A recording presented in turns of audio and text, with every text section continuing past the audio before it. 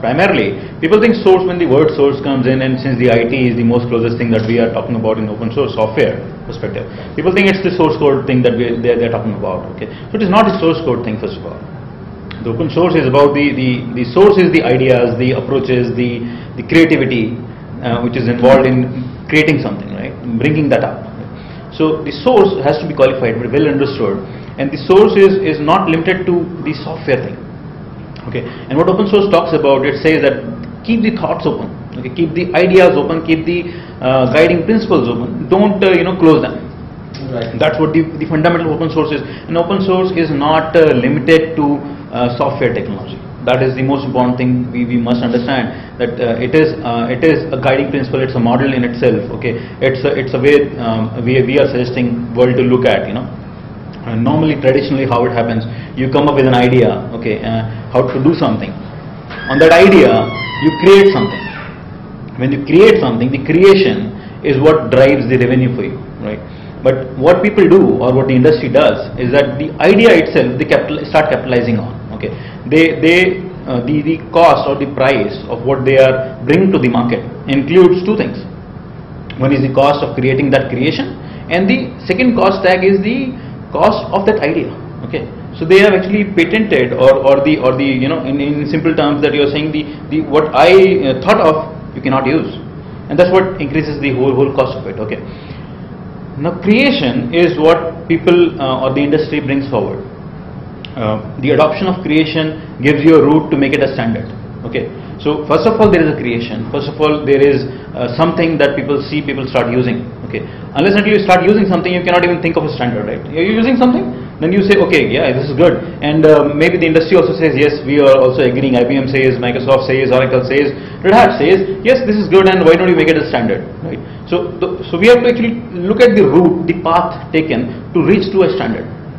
Now, as your question is that in the open standard versus open source. Okay, so open standard per se, of course, it comes later. Okay, in the life cycle when we say that thing have come out, and if everyone agrees on it, then we can make the standard. So it's kind of a way to agree on some kind of a afterwards like order the code settlement. Okay, why don't we agree on this thing, and everybody starts using it. Okay, the open source says, why don't you keep it open from the start, right?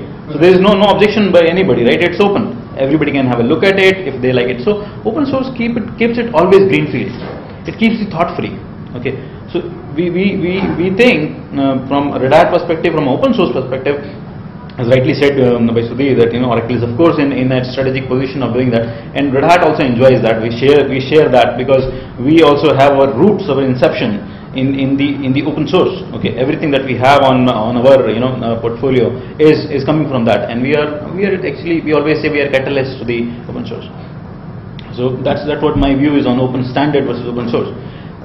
Coming to the point of why government is not bringing the policies or the regulation or the guidelines or the standards on open source. Very, very true. They should have it, and actually that's what one of the points that you have in the agenda, that the policy level interventions required to adopt open source. And again, as if you look at most of the governments, right? If you look at South Korea, there was an article that was talking about South Korea's adoption of digital signatures, bound them specific to Microsoft, right? There was an article in my individual capacity. I read that article and I thought, yes, this is one point, right? Their regulatory bodies or the financial institutions or the things that are controlled by the government and those who require those digital signatures, for example, right? They are not allowed to open anything else, because they, as a framework for technology, they use something which is only available to the IE space. Okay, it's very technical, but if you look at from the perspective of a higher ground, you will see that what looks small, what looks single digit, has a very multi-digit implications afterwards. Okay, so that's where the policy is important, and the open source from a policy angle is absolutely important. We need to understand what, as I said, people don't understand open source, right? They think it is source code. It is not the source code. So of course we need to understand what actually open source means, what are the advantages of going open source, and it fuels competition. It gives them an opportunity. What open source brings, it gives technical innovation. So people are given a competition that you need to bring further good technology. At the same time, it gives the cost competition. you need to lower the cost. So that's what I think open source is, and open standards relevance to it. So I see you smiling. I feel either you totally agree or totally of control. How you control, the perception of control. Now coming to the subscription thing, as you rightly said, why we exist with the subscription model at all. Okay, there is no problem with that. For example, BOSS. I was actually personally involved when the CDAC issue was going on. I was personally on the DIT, okay, and working out the BOSS, why it can't be used for the SSDGs and all that. I was personally involved in that. So you see the problem with the subscription, or why we need the subscription.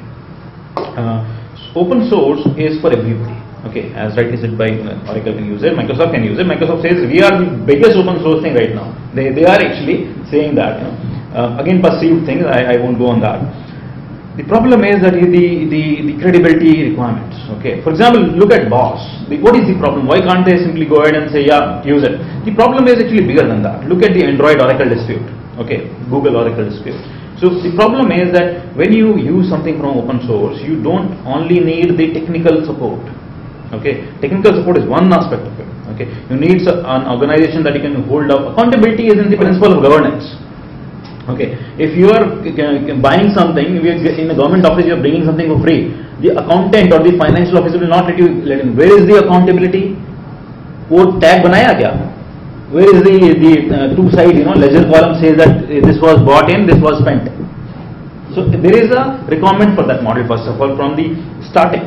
Second, to the technical support issue, who will support it? Okay, so open source is great. Okay, it is great. But when you say that I created something based on open source and then you take it forward, see the commoditized word. We need to understand that why we have it. Why can't every organization start with creating the chips and the processors and up this stack? Why are they? So it's like we are humans. We can do only that much. Okay, give it to people who have expertise on doing that. Okay, so subscription model requirement number one is that you got to have the body that you can look up to the support in technical terms first of all. Second terms is the regulations, the copyright, the patents. So many issues you have. BOSS you launched into government. Suppose CDAC also is getting a revenue. It's a revenue model. Everybody, because government was dictating these days that you need to show me your revenue model. A lot of government funding. You need to show me where the revenue comes from. Now, if they start making revenue out of it, then somebody can come to them and sue them. You are using the technology, and there is one part of this technology which is patent infringement. Now, is the CDAC going to fight the law for the legal case now? We have a department dedicated to indemnification. Okay, Red Hat, and every other organization has to have that. Otherwise, nobody can fight Oracle in the court. You need to have the Google muscles to do that. Of course, same applies to them. They also have invested in it. They have a right to fight, of course. But what the point is, why you have subscription model? The subscription model gives an accountability framework first of all that allows you to buy something in, put something in, gives you the credibility to the technical teams, the deployment as you rightly said, the biggest issue. To deployment level, how it will be deployed? Would you be having somebody to talk to? Okay, that it gives you that, and then it gives you the legal, cover up. When things go dirty, who handles it? So if you look at the Red Hat's, if you call it a subscription, you call it paperwork, whatever you call it, it has a legal binding. It says that if somebody sues you for this, within the Red Hat, whatever we are offering you, we'll cover that. We'll pay for it if you lose, otherwise we'll fight for you, and we will prove it is not wrong. So this is something that not everybody can do it, right? So that's the need for subscription. Okay, not everybody needs it.